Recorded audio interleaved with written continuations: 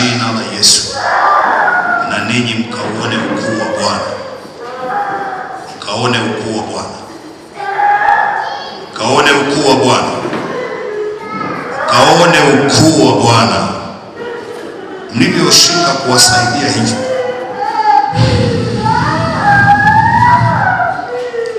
Na nyie mkaone ukuu wa Bwana. Hiyo sabuni ifanye kazi kwenu pia, ifanye kazi kwenu pia, ifanye kazi, itende kazi, na inatenda kazi.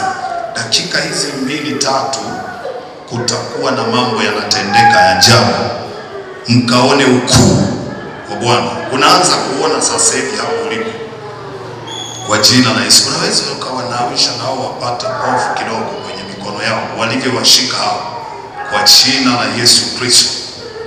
Na ruhusa itendeke pia kwa ajili ya utukufu wa Bwana katika hiyo mikono mlivyowashika hivyo. Muwe mmeshika hiyo sopo katika ulimwengu wa roho, katika ulimwengu wa roho, katika ulimwengu wa roho, katika ulimwengu wa roho. Mambo yanatendeka ya ajabu. Wakauona utukufu, mkaone utukufu, mkaone utukufu, mkaone uzuri, mkaone ukuu wa Bwana, mkaone maajabu, ili mnaporudi wiki inayokuja mkawe na usemi fulani, kwa jina la Yesu, kwa jina la Yesu, kwa jina la Yesu, kwa jina la Yesu, kwa jina la Yesu, kwa jina la Yesu, kwa jina la Yesu, kwa jina la Yesu. Mikono inasafishwa.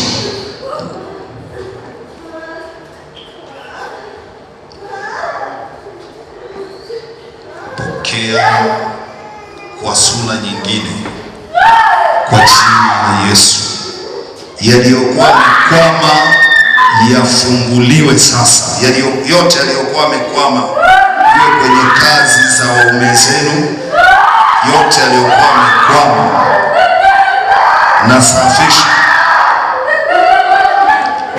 nasafisha, nasafisha, nasafisha, nasafisha njia, nasafisha kupokea taarifa njema.